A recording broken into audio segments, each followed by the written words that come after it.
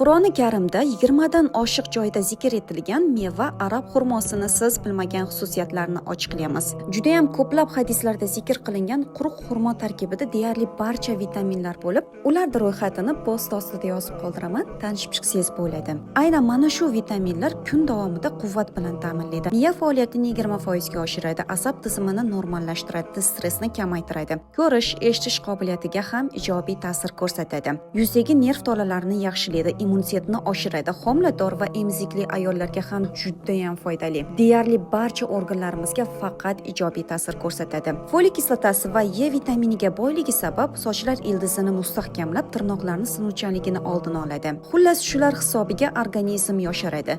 Organizm yoshmi, demak yuzingiz ham yosh va sog'lom ko'rinishda bo'ladi. Uni postini archmasdan yeyishingizni tavsiya beraman, chunki aynan postida qimmatli moddalar mavjud. Albatta, hamma narsada me'yor bo'lgani kabi, buni ham me'yorda iste'mol qilish kerak. Kimlar qachon, qanchadan va qay vaqtda iste'mol qilishni bilmayotgan bo'lsangiz, kommentariyada ajva so'zini yozib qoldiring. Men sizga kunlik jadvalni yuboraman. Foydali bo'lgan bo'lsa, mehringizni kutib qolaman.